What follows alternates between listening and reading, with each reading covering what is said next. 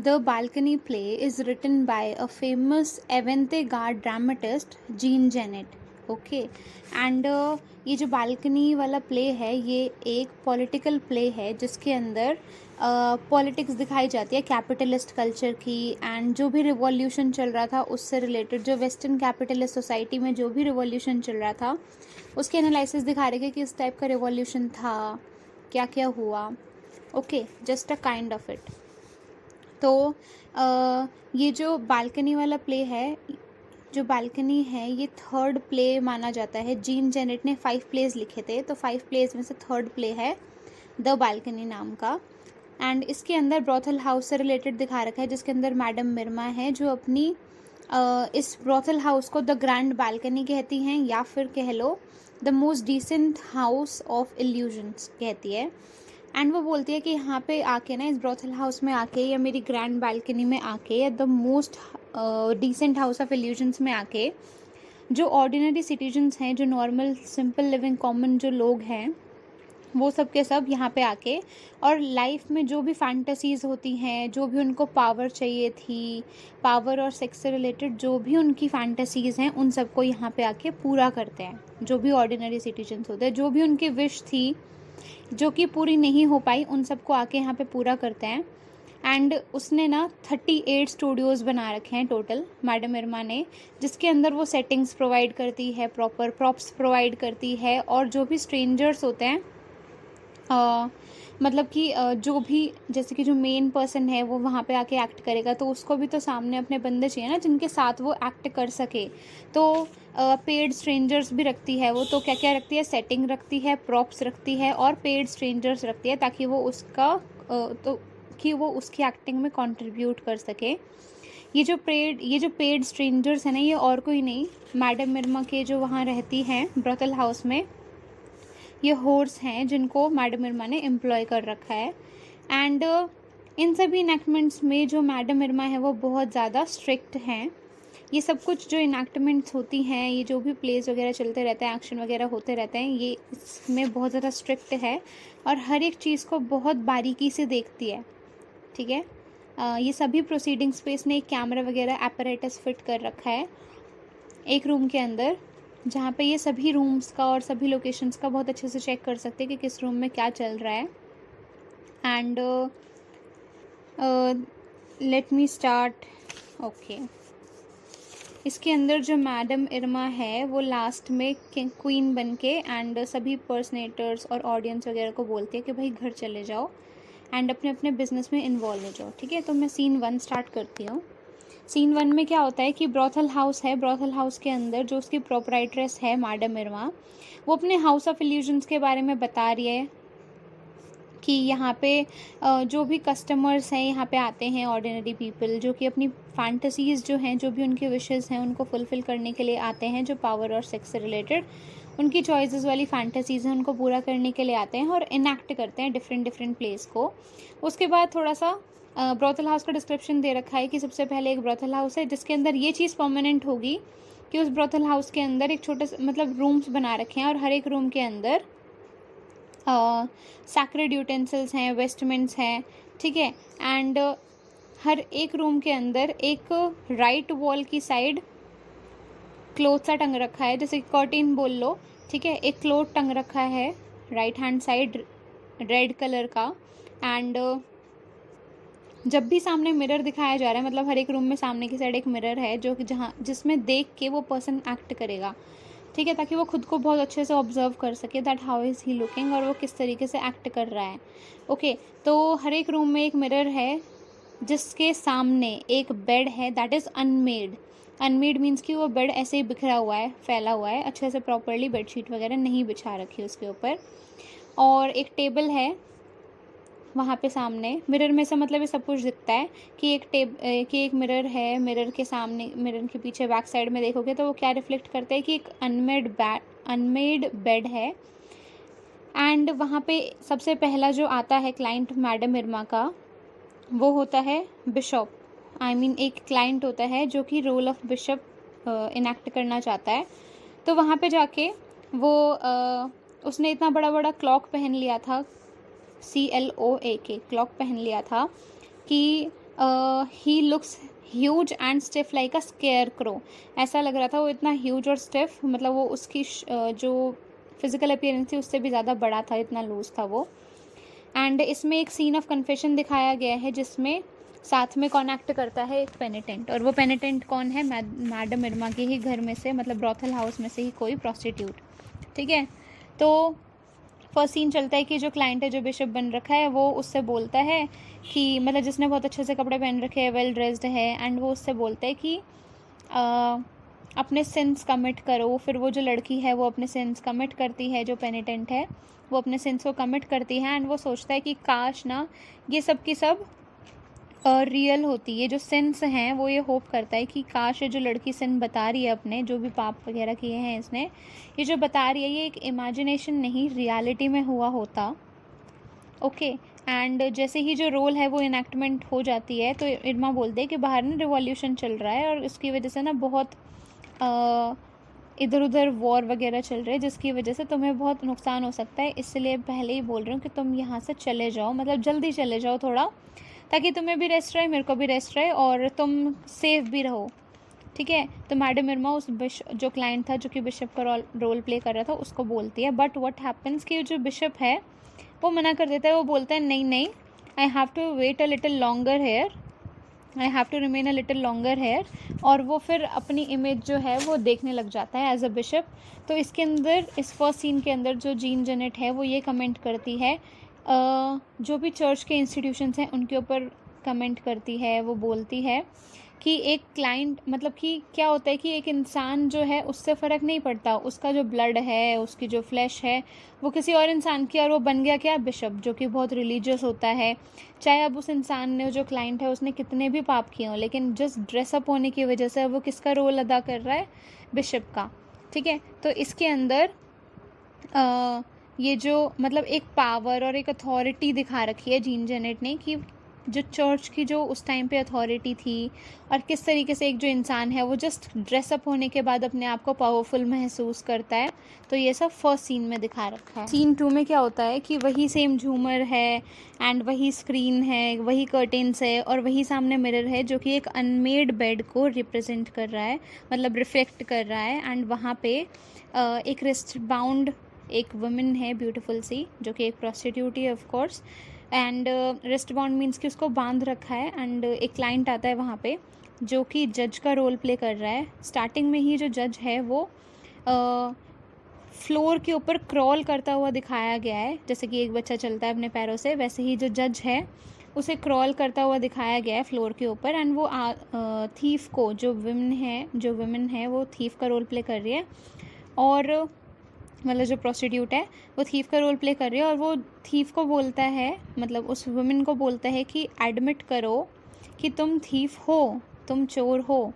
Okay, and वो जो thief है ना, वो पता क्या बोलती है कि पहले मेरे पैर को लिख कर, मतलब पहले चाट पहले मेरे पैर को, एंड देन उसके बाद फिर मैं अपना कन्फेशन दूंगी कि हाँ, मतलब जो भी मेरे को कन्फेशन देना है, देन जो भी तू कहेगा वो मैं मान लूँगी। तो यहाँ पे जो जीन जेनेट है वो ये क्वेश्चन अराइज करती है कि किस तरीके से एक जो जज है वो एग्जिस्ट ही नहीं करता अगर थीव्स नहीं होते। तो अगर थीव्स नहीं होते तो जो जज है उसकी एग्जिस्टेंस कुछ भी नहीं है, ठीक है। तो जो जज है वो खड़ा होता है एकदम से, मतलब अभी तो क्रॉल करता करता आ रहा था, एंड अब सडनली ही स्टैंड्स अप और वो स्टूल के ऊपर बैठ जाता है। अब जो थीफ गर्ल है वो, जो कि पहले एक डोमिनियरिंग एटीट्यूड दिखा रही थी, ऐसे बोल रही थी कि पहले पैर चाटन ये सब, तो अब वो ना हम्बल हो जाती है। एंड यहाँ पे जो जज है वो बोलता है कि तुझे नहीं पता कितने प्रूफ्स हैं मेरे पास, कितनी मुश्किल से मैंने पता लगाया कि तू एक थीफ है। एंड जो एक माइटी पुलिस है, मींस जो हमारी रक्षा करने वाली जो पुलिस है, उसने एक कैंगरू पॉकेट गैंग को पकड़ा है।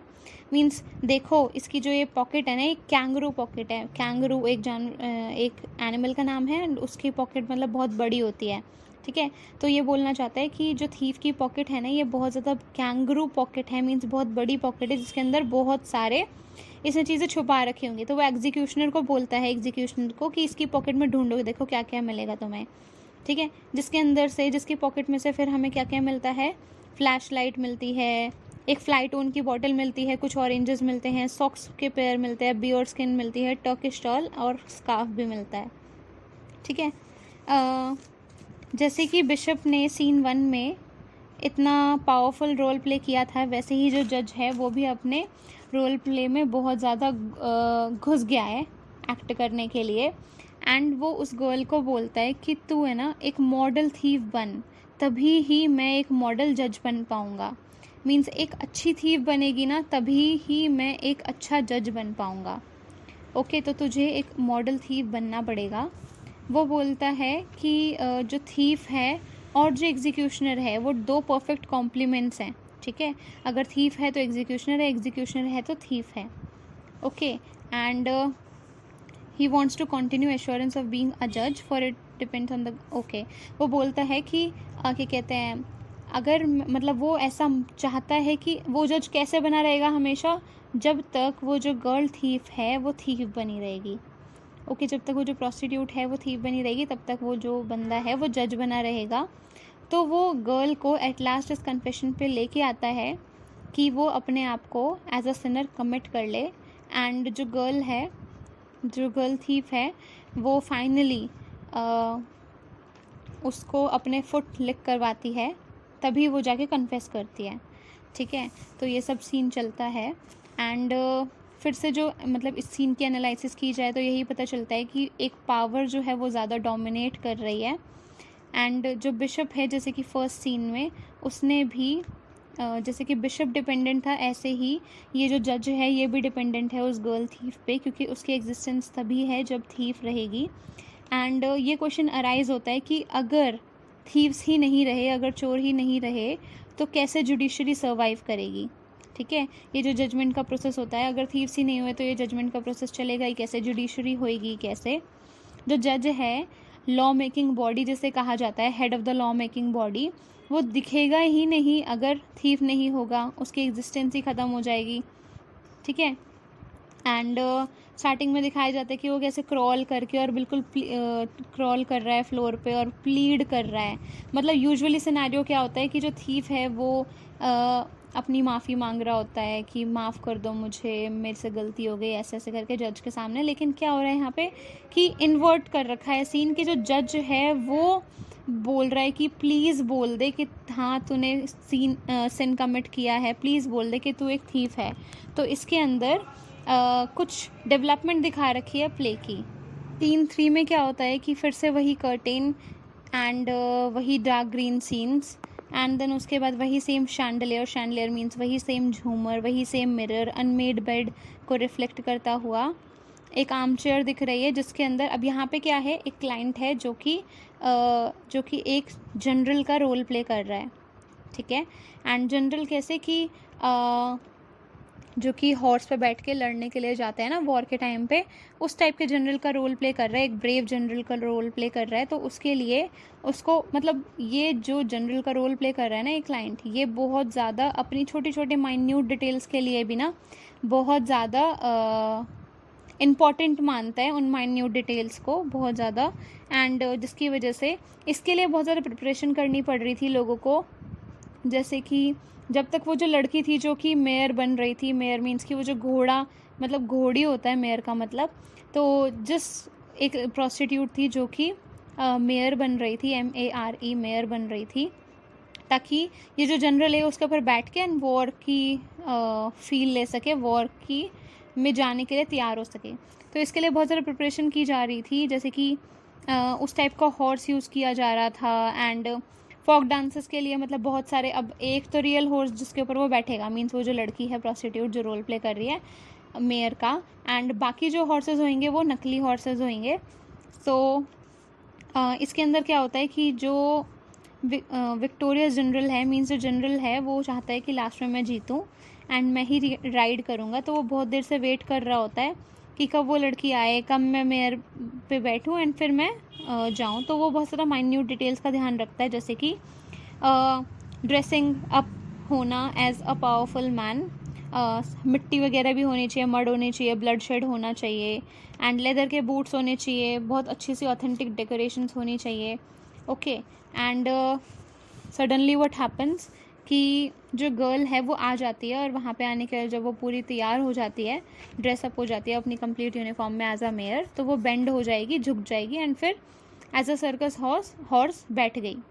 ओके, अब जो जनरल है वो अपनी पोजीशन में बैठ गया उस लड़की के ऊपर, उस मेयर जो बन रखी थी उस लड़की के ऊपर जो जनरल है, जैसे कि एक घोड़े के ऊपर एक वॉर के लिए जाते हुए जो भी मैन बैठता है वो वैसे बैठ गया। एंड देन उसके बाद फिर से वही वो जो लड़की है ना वो साथ साथ सॉन्ग गाती हुई निकलती है कि भगवान करे कि तुम शाम तक जल्दी से वॉर में जीत के आओ वापस, और एक ग्रैंड सी विन लेके आओ।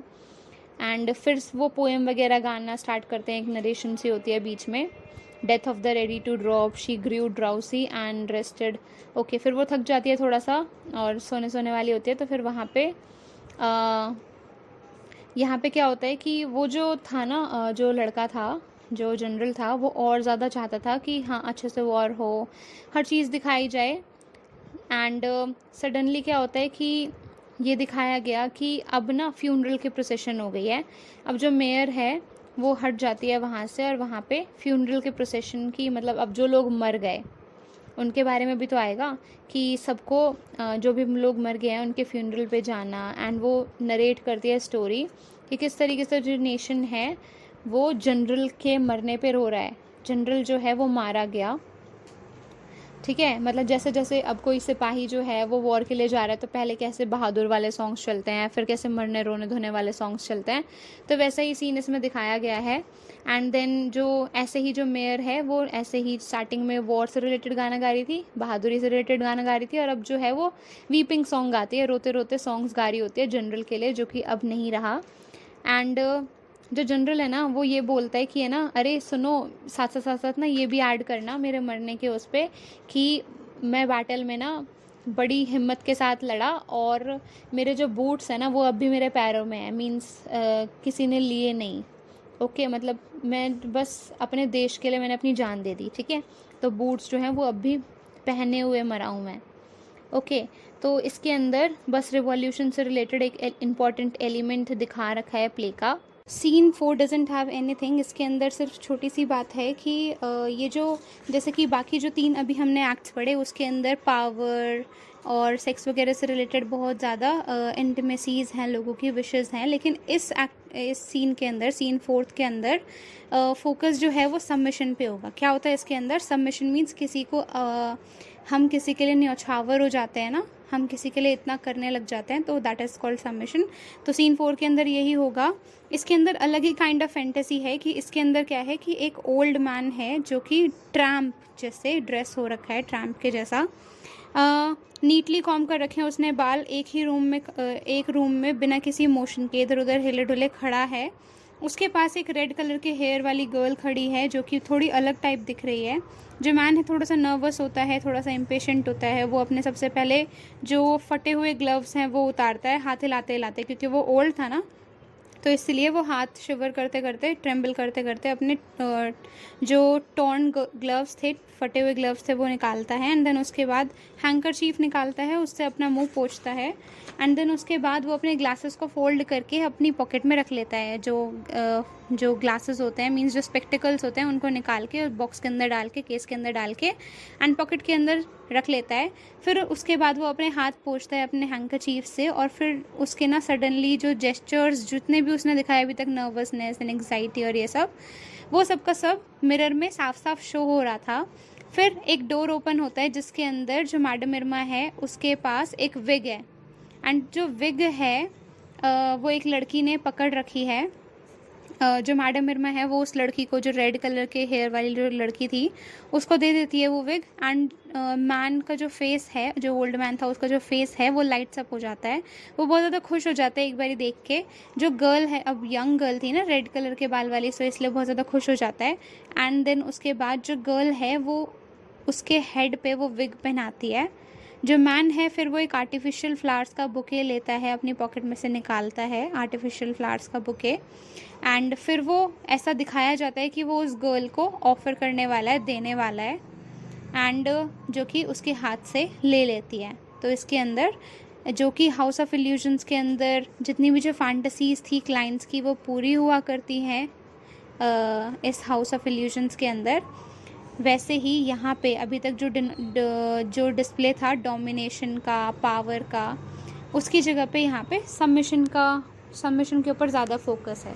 तो फोर्थ सीन में क्या होता है, मैडम इरमा के रूम पे चले जाते हैं एंड वो दिखाते हैं कि मैडम इरमा का रूम बहुत ज़्यादा एलिगेंट है एंड वही 3 जो मिरर्स हैं उसके अंदर जो बेड है वो ही ऐसा दिख रहा है, जिसके अंदर जो एपरेटस है, मतलब मैडम इरमा, मैंने आपको पहले भी बताया था कि उसकी वो सभी स्टूडियोज़ पे नज़र रख सकती है, सभी जो रूम्स में चल रहा है उन पे नज़र रख सकती है।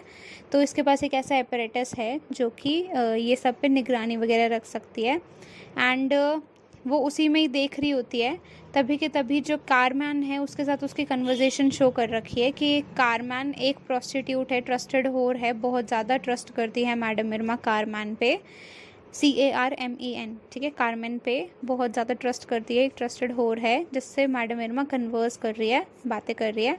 एंड उसमें जो कारमैन है ना वो बताती है कि देखो इतने इतने पैसे आए हैं क्लाइंट से, वो काउंट कर रही थी पैसे, ठीक है। तो कारमैन जो है वो एक क्लाइंट को एज अ बेबी बोलती है, ब्रैट बोलती है, BRAT, ब्रैट बोलती है कि कितनी फुलिश डिमांड्स कर रहा है, इसकी डिमांड्स तो ऐसी हैं कि कोई मतलब अजीब ही डिमांड्स है इस बंदे की। तो फिर वो जो मैडम इरमा है वो बोलती है कि अपने विजिटर्स की ना रिस्पेक्ट करो, इवन इनको क्लाइंट्स भी नहीं बोलना चाहिए, बिकॉज इन्हीं की वजह से हमारी जो रोज़ी रोटी है वो थोड़ी बहुत चल रही है। ओके, तो जो कारमैन है, she counter attacks her saying, वो बोलती है कि सब कुछ ना सिर्फ पैसे से जुड़ा है। मीन्स ना कारमैन का थोड़ा मूड सा ख़राब हो रखा होता है मे बी, जिसकी वजह से वो बस गुस्से गुस्से में ये भी बोल देती है इनफैक्ट कि जो मैडम इरमा है, मतलब मीन्स आप भी तो क्या कहते हैं, कैश की वजह से ही हम सारे होर्स को इतना वो करते हो एंड ताकि जो आपके क्लाइंट्स हैं वो और ज़्यादा बढ़ें एंड आप ज़्यादा से ज़्यादा पैसे कमा सको। तो सब कुछ सबके सब जो लोग हैं ना वो सिर्फ कैश में इंटरेस्टेड हैं, ठीक है। तो ऐसा कुछ नहीं है कि कोई किसी के लिए ज़्यादा अच्छा रिस्पेक्टफुल है। ओके, तो इरमा जो है वो उसको बोलती है कि ठीक है अपना थोड़ा मूड ठीक करो एंड वो बोलती है कि ना मतलब जो इरमा है वो कारमैन का थोड़ा मूड ठीक करने के लिए, थोड़ा जो सिचुएशन उसकी है उससे निकालने के लिए, एक्चुअली उसकी सिचुएशन ऐसी क्यों थी, क्योंकि वो अपने बच्चे से मिलने जाना चाहती थी, अपने बेबी से मिलने जाना चाहती थी एंड सो उसकी वजह से उसका मूड थोड़ा ख़राब था एंड जो मैडम इरमा है वो उसको मना कर देती है कि नहीं जाना, ठीक है। तो अब उसका ये ध्यान भटकाने के लिए जो मैडम इरमा है ना वो बोलती है कि तेरे को ना सेंट टेरेसा का रोल प्ले करना है, सेंट टेरेसा का रोल प्ले करना है एक बैंकर के लिए, जिसकी वजह से वो जो कारमैन है वो मान जाती है कि ठीक है चलो वही कर लेती हूँ। एक्चुअली मैडम इरमा ना सिर्फ उससे रिलेटेड सोच के ही बोल रही थी। शी सेड कि कारमैन अभी मत जाओ, अपने बेबी से मिलना है, ठीक है थोड़ा बाद में चले जाना, अभी बाहर रिवॉल्यूशन चल रहा है, इतना ट्रबल वाला टाइम है, ऐसे कैसे मैं तुम्हें बाहर भेज दूँ, तुम्हारी जान पे रिस्क आ जाएगा, ठीक है। तो मतलब मैडम इरमा बुरी नहीं थी। ओके, एंड फिर वो बस उसको डाइवर्ट करने के लिए कह देती है कि सेंट टेरेसा का रोल प्ले करना है तेरे को बैंकर के लिए। तो फिर जो कारमैन है वो एग्री हो जाती है। उसके बाद क्या होता है कि जब जो मैडम इरमा है वो अपने अपैरेटस में देख रही होती है कि क्या क्या चल रहा है, मतलब हर एक स्टूडियो के अंदर, एंड वो फिर देखती है कि मतलब ये जो ब्रोथल हाउस है इसमें मेनली लोग क्या मानते हैं कि क्लोजनेस हो रही होती है एक क्लाइंट और एक गर्ल के बीच में, ठीक है, क्लोजनेस जो हो रही होती है। जबकि ये जो मैडम इरमा है ये बोलती है कि मुझे ना ये जो क्लोजनेस है ना चिपकम चिपकी, ये बिल्कुल भी नहीं पसंद, ठीक है। वो प्राउडली कहती है कि ये जो ब्रोथल हाउस मैंने बनाया है, जिसको मैं हाउस ऑफ इल्यूशंस कहती हूँ, ये वर्ल्ड वाइड, ये जो ग्रैंड बालकनी है ना मेरी, इसकी वर्ल्ड वाइड रेपुटेशन है, ठीक है, जिसमें मैं फैंटेसीज़ को इनैक्ट करती हूँ, लोगों को प्राइवेटली उनकी फैंटेसीज़, उनकी विशेज़ जो हैं वो पूरी करने के लिए मदद करती हूँ। और बस मेरा क्या काम है कि मैं लोगों की जो फैंटेसीज़ उनको प्राइवेट में करने देती हूँ एंड देन प्रॉप्स वगैरह प्रोवाइड करती हूँ, एक्टर्स प्रोवाइड करती हूँ, एक्ट्रेसेस प्रोवाइड करती हूँ और एक हॉल दे देती हूँ ताकि वो वहाँ पे अपना रोल इनैक्ट कर सकें। बहुत सारे स्टूडियोज़ के नाम भी यहाँ पे मैडम इरमा ने गिनाए, जैसे कि the holy studio, the studio of hangings, the throne room studio, the studio of mirrors and so on. तो वो बोलती है कि 38 स्टूडियोज़ हैं मेरे, तो ऐसे ही नहीं हूँ मैं, ठीक है। फिर यहाँ पे जब कन्वर्जेशन जो है मैडम इरमा और कारमैन की, जब कन्वर्जेशन ओवर हो जाती है तो मैडम इरमा उसको बोलती है कि कारमैन मेरे को ना फटाफट रेडी कर दे, मैं चाहती हूँ कि मैं आर्थर एक जो एग्जीक्यूशनर था सेकंड वाले सीन में, जज, एग्जीक्यूशनर और एक और लड़की थी। तो जो एग्जीक्यूशनर था ना उसका रोल प्ले कर रहा था उस टाइम पे आर्थर। एंड जो आर्थर है उसको ना मैं पुलिस चीफ ऑफ पुलिस के पास भेजना चाहती हूँ, ठीक है। एग्जीक्यूशनर का जो रोल प्ले कर रहा था सीन 2 में आर्थर, उसको मैं चीफ ऑफ पुलिस के पास भेजना चाहती हूँ। जैसे ही आर्थर आता है, जो आर्थर है, जैसे ही उसको पता चलता है कि इरमा बुला रही है तो आर्थर आता है। एंड इरमा जो है वो उसको बोलती है कि ना एज एन एग्जीक्यूशनर तुझे ना जो गर्ल जो थीफ थी उसको बहुत गंदे तरीके से मारना चाहिए था, क्योंकि उसने एक सिन कमिट किया है, ठीक है। तो तेरी ये गलती थी कि तूने इस रोल को अच्छे से प्ले नहीं किया। फिर जो आर्थर है, एक्चुअली ये जो मैडम इरमा है ये आर्थर को लाइक करती थी, एंड आर्थर जो है वो मैडम इरमा को लाइक करता था। तो जो आर्थर है ना वो भी एक हायर पोस्ट पे था जैसे कि मैडम इरमा, बस मैडम इरमा थोड़ा चलाती थी सारी चीज़ें, आर्थर दूसरा काम करता था। तो आर्थर जो है ना वो मैडम इरमा से पूछता है आज की अर्निंग कितनी हुई है, कितने पैसे कमाए आज हमने पूरे दिन में। इरमा बोलती है कि मेरे को ना तेरे को चीफ ऑफ पुलिस के पास भेजना है, वो टॉपिक चेंज करके और बोल देती है कि भाई चीफ ऑफ पुलिस के पास तेरे को फटाफट भेजना है ताकि तू उससे हेल्प ले सके चीफ ऑफ पुलिस से। तो जो आर्थर है वो थोड़ा रिलक्टेंट दिखाया गया है यहाँ पे, और जो इरमा है वो एडमेंट दिखाई गई है। वो उसको बोलती है कि और फिर तू फटाफट वापस आ जाइयो, ताकि क्योंकि ना तेरे को अगले सीन में या नेक्स्ट टू नेक्स्ट सीन में कॉर्प्स का रोल प्ले करना है, ठीक है। CORPSE कॉर्प्स का रोल प्ले करना है, तो तेरे को फटाफट आना पड़ेगा, जल्दी आइयो चीफ ऑफ पुलिस से बात करके, ओके, उनसे हेल्प लेके जल्दी आइयो। वो निकलता है वहाँ से, ठीक है। एंड तभी के तभी जो चीफ ऑफ पुलिस है वो वहाँ आ जाता है। वो वहाँ पे आके बोलता है कि क्या क्या परफॉर्मेंसेस चल रही हैं, क्या कोई ऐसा है जिसने मुझे इम्पर्सनेट किया हो, जिसने मेरी रोल एक्टिंग की हो। फिर वो जो मैडम इरमा है वो बोलती है कि कहते हैं सर आप तो इतने बड़े हो एंड आपकी परफॉर्मेंस कोई कैसे कर सकता है, बट जो ये है चीफ ऑफ पुलिस ये चाहता है कि कोई इसको इम्पर्सनेट करे, और कोई ऐसा पर्सन करे इम्पर्सनेट जो इनैक्ट इसका रोल, कोई ऐसा पर्सन करे जो इसके जैसे ही ब्रेव और बहुत अच्छा हो, ठीक है, जो लोगों की बहुत ज़्यादा मदद करना चाहता हो, जिसको ग्लोरी और प्रेस्टीज में मतलब हो, ठीक है। फिर इरमा जो है वो बताती है कि इरमा बोलती है कि है ना मुझे ये न्यूज़ मिली है चांटल से कि चांटल जो है वो एक एक्स प्रोस्टिट्यूट है, मतलब कि पहले थी वो ब्रॉथल हाउस में एक्स प्रोस्टिट्यूट। वो बोलती है कि पावर हाउस के ऊपर ना जल्दी ही रिवॉल्यूशनरीज कब्जा करने वाले हैं, टेक ओवर करने वाले हैं पावर हाउस के ऊपर, ऐसी न्यूज़ मिली है इरमा को थ्रू चांटल। जो चीफ और इरमा हैं वो दोनों के दोनों अपने पुराने प्यार से रिलेटेड, पहले Irma was in love with chief of police, तो पहले वो अपने ओल्ड लव से रिलेटेड बात करने लगते हैं, और जो चीफ है वो ये कंप्लेन करता है कि मैं देख रहा हूँ जो मेरा प्यार था वो अब किसी और के लिए तो छिड़क रही है, ठीक है, वो रिप्लेस हो चुका है आर्थर के लिए, वो डायरेक्टली ऐसे ही बोलता है। फिर एकदम से जब डोर खुलता है तो आर्थर के जो कपड़े थे वो बिल्कुल फटे हुए थे। जैसे ही ब्रोथल का डोर खुलता है, आर्थर चला गया था ना चीफ ऑफ पुलिस को लेने के लिए बाहर, एंड उसको वो नहीं मिलता तो वो वापस आता है। उस टाइम पे उसके कपड़े बिल्कुल फटे हुए थे, एंड वो देख के एकदम सरप्राइज हो जाता है कि मैं जिसको ढूंढने गया था वो तो ऑलरेडी ब्रोथल हाउस में है। फिर वो इरमा को बताता है कि पूरी की पूरी जो सिटी है वो फ्लेम्स में जल रही है, आग से झुलस रही है, और पूरी सिटी पे कब्जा हो रखा है रिबेल्स का, और वो समहाउ कैसे भी करके एंटर हो चुके हैं रॉयल पैलेस के अंदर। वो समहाउ उधर जाने वाले हैं, लेकिन मैं उनसे पहले फटाफट रॉयल पैलेस होके आया हूँ और ग्रैंड चैम्बरलेन से मिला हूँ, और उन्होंने प्रॉमिस किया है कि वो जल्दी ही आएंगे, ठीक है। वो ढूंढने तो गया था चीफ ऑफ पुलिस को, लेकिन वो फटाफट से जाके रॉयल पैलेस में गया, एंड वहाँ पे ग्रैंड चैम्बरलेन से मिला, जिसने बोला है कि मैं फटाफट आऊँगा मिलने के लिए, मतलब मैडम इरमा से मिलने के लिए जल्दी ही आऊँगा, और सारी सिचुएशन को ट्राई करूँगा कंट्रोल में आ जाए।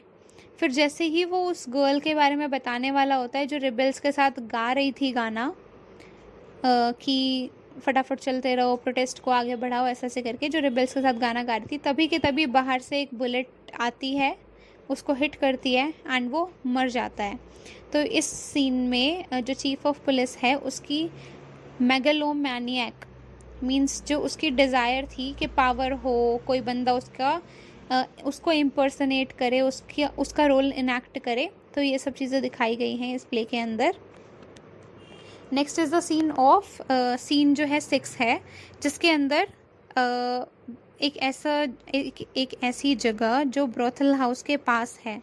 ओके एंड इसके अंदर जो ग्रैंड बालकनी है, मींस जो ब्रोथल हाउस है वो कहीं दूर से दिख रहा है बैकग्राउंड के अंदर। जो चैंटल है वो उन्हीं गर्ल्स में से है ब्रोथल हाउस के अंदर, जिसने रिवॉल्यूशनरीज को ज्वाइन कर रखा है रॉजर प्लम्बर के साथ, जब वो भाग गई थी, एस्केप हो गई थी तब उसके साथ। और जो 3 मेन हैं ब्लैक सूट में, ब्लैक स्वेटर में, मतलब उन्होंने मशीन गन्स ले रखी हैं ताकि वो चैंटल को परसुएड कर सके। परसुएड मीन्स कि ज़ोर ज़बरदस्ती कर सके कि चैंटल हमें लीड कर, चल हमारे आगे आगे, और रिवॉल्यूशनरीज को सॉन्ग्स गा गा के और ज़्यादा इंस्पायर कर। तो 2-3 मेन हैं जिन्होंने उसके ऊपर ऐसे गन टांग रखी है कि भाई तू यहाँ से भाग नहीं सकती। ओके, यहाँ पे ये भी दिखाया गया है कि जो चैंटल है उसका यूज़ किया जा रहा है बाय मैडम इरमा।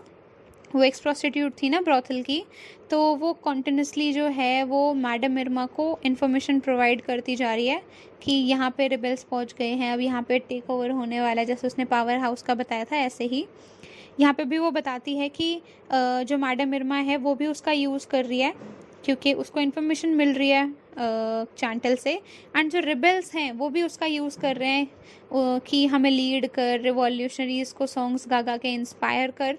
तो ये जो रिबेल्स हैं ये भी इसका यूज़ कर रहे हैं। So this shows commodification of women, means women की ऑब्जेक्टिविटी को डिफाइन कर रहा है। Women as an object show कर रहा है कि वुमेन जो है वो दोनों साइड से यूज़ की जा रही है। इनफैक्ट एक वुमेन ही वुमेन को भी यूज़ कर रही है। ठीक है, जो रॉजर है ना, उसने और ऑब्जेक्टिविटी कैसे दिखाई गई है कि जो रॉजर है जिसके साथ जिसके साथ ये जो चैंटल है ये एस्केप हुई थी, भागी थी, उसी ने ही उसका ट्रेड कर दिया रिवॉल्यूशनरीज को 100 डिगर्स पे, DIGGERS, रिवॉल्यूशनरीज को 100 डिगर्स में इस चैंटल को बेच दिया। ठीक है, तो इसकी वजह से जो चैंटल है उसका पता नहीं क्या पर्सपेक्टिव है, लेकिन इसके अंदर वुमेन की ऑब्जेक्टिविटी को शो किया गया है। सीन 7 है एक फ्यूनरल स्टूडियो का, जिसके अंदर रिसेंटली अभी एक एक्सप्लोजन हुआ है एंड मैडम इरमा की जो ड्रेस है वो भी बिल्कुल ख़राब हो गई है। चीफ ऑफ पुलिस जो था जिसने सूट पहन रखा था उसकी भी ड्रेस बिल्कुल ख़राब हो गई है। हर एक चीज़ टैटर कर दी गई है, मतलब स्कैटर्ड है। लेकिन सिर्फ एक बंदा बिल्कुल परफेक्ट ठीक ठाक है। वो कौन है? कोर्ट एनवॉय इन एम्बेसी यूनिफॉर्म। एम्बेसी की यूनिफॉर्म में एक कोर्ट का एनवॉय है, एनवॉय मीन्स रिप्रेजेंटेटिव है, जिसकी ड्रेस में या कुछ भी ऐसा फ़र्क नहीं पड़ा उसको। एंड फिर से एक और एक्सप्लोजन होता है और हर एक चीज़ बिखर जाती है। जो एनवॉय और इरमा हैं वो बातें कर रहे हैं। एनवॉय बोलता है जो इरमा है वो आर्थर के बारे में बताती है एनवॉय को। वो बोलती है कि उसको ना शाम को कॉर्प्स की तरह एक्टिंग करनी थी, लेकिन अब रियलिटी में तो वो मर चुका है। जो एनवॉय है वो बताता है कि जो रिवॉल्यूशनरीज हैं उन्होंने आर्च बिशप पैलेस को, लॉ कोर्ट को एंड मिलिट्री हेडक्वार्टर्स को रेंट कर दिया है, मतलब उन सबको कब्जे में ले लिया है। Archbishop palace, law of court and military headquarters, इन सबको कब्जे में ले लिया है। They have ransacked each and everything. फिर जो इरमा है और जो चीफ ऑफ पुलिस है वो क्वीन के बारे में पूछते हैं एनवॉय से, जो कोर्ट एनवॉय था उससे। वो ना रिडल्स में आंसर देने लगता है, पहेलियाँ से बुझाने लगता है। एंड फिर चीफ ऑफ पुलिस जो है वो उसको बोलता है कि बता दे, थोड़ा परस्यूट करता है, थोड़ा परसुएंस करने की कोशिश करता है एंड बोलता है कि क्वीन को बचाना है नहीं बचाना, अपनी लॉयल्टी दिखानी है नहीं दिखानी। तब जाके जो एनवॉय है वो बताता है कि जो क्वीन है वो तो इनविजिबल हो गई है, गायब हो गई है, नहीं मिल रही किसी को भी। एंड जो पिलर्स थे ना बाकी स्टेट पावर के, जैसे कि जो जनरल था वो पागल हो गया है, ही हैज़ गॉन मैड। जो अटॉर्नी जनरल था वो डर के मारे मर गया, who died of fear. And जो बिशप है उसके बारे में कुछ भी नहीं पता चल रहा। तो एनवॉय ने मैडम इरमा को सजेस्ट किया कि आप ना क्वीन की जगह ले लो, वरना अगर लोगों को पता चला कि क्वीन नहीं है तो वो और ज़्यादा गुस्सा हो जाएंगे। तो मैडम इरमा को वो बोलता है आप क्वीन की जगह ले लो। जो क्लाइंट्स थे जिन्होंने रोल प्ले किया था बिशप का, जज का और जनरल का, वो भी पब्लिक में जाएंगे और अपनी जो भी एज्यूम्ड आइडेंटिटीज़ हैं उनका रोल प्ले करेंगे। जो चीफ ऑफ पुलिस है, लेकिन वो ये नहीं चाहता, जो चीफ ऑफ पुलिस है ना वो नहीं चाहता था कि वो इरमा से सबॉर्डिनेट प्लेस में, मतलब इरमा से नीचे काम करे। इरमा से नीचे दिखाया जाए, लेकिन जो एनवॉय है फिर वो उसको बोलता है कि भाई तेरे को पावर ज़्यादा अच्छी है, अब देख तेरे को नीचे तो काम करना ही पड़ेगा, क्योंकि मैडम इरमा क्वीन का रोल प्ले कर रही है तो क्वीन के नीचे ही आना पड़ेगा, क्वीन से ऊपर कोई नहीं है, ठीक है। और फिर वो बोलता है कि तेरा तो रोल भी अभी तक स्टूडियोज़ में रिप्रेजेंट नहीं किया मैडम इरमा ने, तो आई थिंक अभी तेरे को अपनी रेपुटेशन बनानी है तो रोल प्ले कर ले, ठीक है। सबऑर्डिनेट में ही रही हो इरमा के। एंड जो भी रोप्स वगैरह थी, ऑर्नामेंट्स थे, जो भी इस एक्ट के लिए चाहिए थे, वो सब के सब बोला कि वो सब के सब बोला कारमान को रेडी करने के लिए। कारमान जो थी वो होर थी ना, ट्रस्टेड होर मैडम इरमा की, उसको बोला कि ब्रश अप कर दे इन सारी चीज़ों को जो भी उस एक्ट के लिए चाहिए, ताकि लोगों को हम यकीन दिला सके कि क्वीन है, जनरल है, आर्च बिशप है, मतलब ये सारे लोग हैं, ठीक है। एंड जो मैडम इरमा है वो सडनली चीफ ऑफ पुलिस को हक कर लेती है, बोलती है कि अब मैं रियल क्वीन बनूंगी, सब कुछ लूट जो है वो रियल होगी, एंड जो ज्वेलरीज वो पहनेगी, जो कपड़े वो पहनेगी, वो सब कुछ रियल होंगे। एंड जो एनवॉय है फिर उसके बाद इन सबको बोलता है कि भाई ढंग से काम करना, अपने रोल अच्छे अच्छे से एक्ट करना। एंड फिर वो सारी अरेंजमेंट्स वगैरह देख दुख के सेटिस्फाई होके और फिर वो वहाँ से चला जाता है। सीन 8 में क्या होता है कि ये सीन है बालकनी का। जैसे ही वो महल के वहाँ पे पहुँच जाते हैं, आर्च बिशप पैलेस पे पहुँच जाते हैं, वहाँ पे ना बालकनी का सीन है। बालकनी में क्या हो रहा है कि जो शटर्स हैं वो सारे के सारे खोले जा चुके हैं, एंड जो बिशप है, जनरल है और जो जज है वो विंडोज़ से दिखाई दे रहे हैं। जो विंडोज़ हैं वो पूरी की पूरी खोल दी हैं, वाइड ओपन कर दी गई हैं, और जो बिशप, जनरल और जो जज है उनके साथ हीरो है the chief of police and madam Irma जो क्वीन का रोल प्ले कर रही है वो है। और सबके सब ने सेरेमोनियल ड्रॉप्स, मतलब अच्छी अच्छी सुंदर सुंदर ड्रेसेस पहन रखी हैं जो भी उनका पहनने का था। एंड सभी के सभी कैरेक्टर्स धीरे धीरे साइलेंटली आगे वॉक कर रहे होते हैं, अपनी पोजीशंस ले रहे होते हैं, साइलेंटली स्टेप फॉरवर्ड कर रहे होते हैं। इतनी देर में एक जो बेगर है वो आता है वहाँ पे और वो चिल्लाता है लॉन्ग लिव द क्वीन, कि हमेशा ज़िंदा रहना क्वीन, ज़्यादा टाइम तक, ज़्यादा साल तक ज़िंदा रहना। और फिर वो वहाँ से चला जाता है। फाइनली फिर इस सीन में क्या होता है, जो चांटल है ना वो आती है एज अ रिवॉल्यूशनरी लीडर, और वो उस बालकनी में जैसे ही दिखती है ना, तभी के तभी जो क्वीन है वो उसके सामने हल्का सा झुकती है एंड मतलब हाथ हिलाती है, बो करती है उसको। एंड देन उसके बाद चांटल के ऊपर गोली चल जाती है, she is shot fired, and फिर वो मर जाती है। तो जो जनरल है और जो क्वीन है वो चांटल को लेके वहाँ से चले जाते हैं।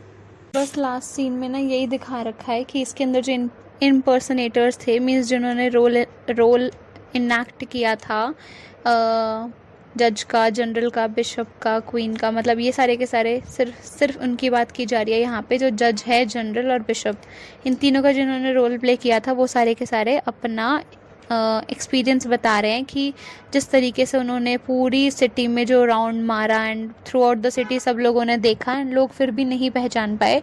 तो जो बिशप था और जो जज था ना वो बहुत ज़्यादा खुश थे कि अच्छा हुआ जो लोग थे वो हमें रिकॉग्नाइज़ नहीं कर पाए, पहचान नहीं पाए कि हम असली वाले नहीं हैं, ठीक है।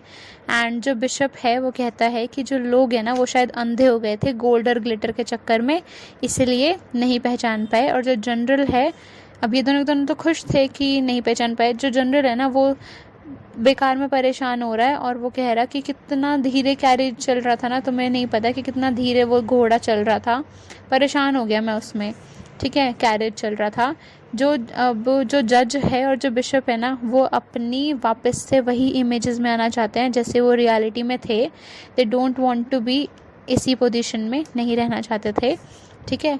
जो जज है उसने तो अपना अपॉइंटमेंट ले लिया था आगे, मतलब उसने सोच रखा था कि मुझे अभी आगे क्या करना है। तो जो जज बन रखा था उसने अपना अपॉइंटमेंट फिक्स कर रखा था मैजिस्ट्रेट्स के साथ। एंड जो जनरल है he is not very clear about his move, कि वो आगे क्या करने वाला है वो उस चीज़ के लिए क्लियर नहीं था। देन उसके बाद जो एनवॉय है, एनवॉय के बारे में ये बता रखा है लास्ट वाले उसमें कि जो एनवॉय है, जो कोर्ट एनवॉय था जिसने सबको सजेस्ट किया था तू ये वाला रोल ले ले, तू ये वाला रोल ले ले और ऐसा ऐसा कर लेना, तो जो एनवॉय था वो ट्रू विटनेस था इस सभी सीन्स का, वही इस सारे सीन्स के टाइम पे प्रेजेंट था। एंड उसने एक लाइन बोली, a true image born of a false spectacle, ठीक है, a true image born of a false spectacle. तो सभी कैरेक्टर्स जो हैं फिर उनको जिस जो जो उन्होंने वो ले रखा था, अपनी अपनी जो बिशप जज और जनरल की जो पोजीशन ले रखी थी, जो ड्रेसेस वगैरह पहन रखी थी, उसी में उनकी फ़ोटोग्राफ्स खिंचवाई गई एंड क्लिक करवाई गई। एंड जो फोटोग्राफर्स था उन्होंने उनको उसी तरीके से खड़ा किया जिस तरीके से एक रेप्यूटेड बिशप और जिस तरीके से एक जो जनरल है और जो जज है ये सब के सब खड़े होते हैं। एक उनके जो फेस पे जो रिएक्शंस होते हैं वो सब कुछ फोटोग्राफर ने बताया एंड देन उसके बाद उनकी एक फ़ोटो भी क्लिक की गई। And at the end of scene जो मैडम मिर्मा है वो सब सारी की सारी फॉल्स फिगर इसलिए क्योंकि वो रियलिटी में वो नहीं थे ना, तो फॉल्स फिगर्स को अपने अपने घर भेज देती हैं और जो ब्रोथल है उसको हट डाउन कर देती है, क्योंकि अब रात हो गई थी तो फिर अब तो कोई आएगा नहीं, तो वो बंद कर देती है नाइट टाइम में ब्रोथल हाउस को। एंड इससे ये दिखता है कि ये जो एंडलेस साइकिल है ये आगे भी चलती जाएगी एंड ऐसे ही जो लोग हैं वो और फिर वो जो मैडम मिर्मा है वो लास्ट में बोलती है, मतलब बोलती नहीं है लेकिन वो यही शो करना चाहती है कि एक इंसान को अपनी रियल सेल्फ देखनी चाहिए, वो सिर्फ इल्यूजन्स में जीता रहता है।